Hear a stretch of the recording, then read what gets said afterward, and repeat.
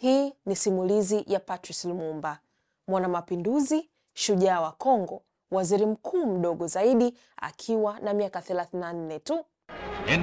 Patrice Lumumba aliuawa kikatili kisha kuyeyushwa kwenye tindikali.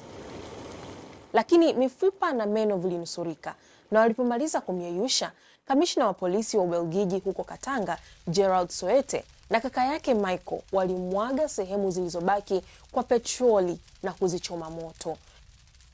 Lumumba alizaliwa mwaka 1925 kutoka kwa wazazi wakulima wa Kikatoliki wasiojua kusoma wala kuandika. Baada ya miaka 75 ya kukalia kwa mabavu, mkakati wa Ubelgiji kwa uhuru wa Kongo ulikuwa kuachia udhibiti wa mambo yasiyokuwa na umuhimu, huku ikiendelea kudhibiti huduma muhimu kama vile jeshi, sera za kiuchumi na za kigeni. Mwaka 1960, MNC, chama cha Lumumba, kilishinda uchaguzi baada ya kuongoza harakati za kugombea uhuru toka kwa utawala wa kikoloni wa Ubelgiji.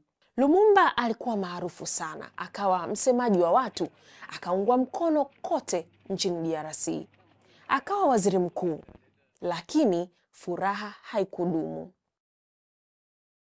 Juni mwaka 1960, wakati wa kukabidhi madaraka, mfalme Badois wa Ubelgiji alisifu utawala wa kikoloni na kusema kuhusu babu yake Leopold wa pili kama mstaarabu na kiongozi mzuri. Hakutaja mamilioni ya watu waliokufa au kutendewa unyama chini ya utawala wake, wakati akitawala kile kilichojulikana kama jimbo huru la Kongo kama mali yake binafsi. Lumumba hakunyamaza. Katika hotuba ya uhuru, Lumumba aliwakosoa Belgiji hadharani. Alisema ukweli, hakunyenyekea. Hapo ndipo alipoanza kuandamwa. Mauaji yake mwaka uliofuata pia yalifungamanishwa na vita baridi na hamu ya Ubelgiji ya kudumisha udhibiti. Safari ya Lumumba kutoka kuwa waziri mkuu hadi mauaji yake ilichukua chini ya miezi 7.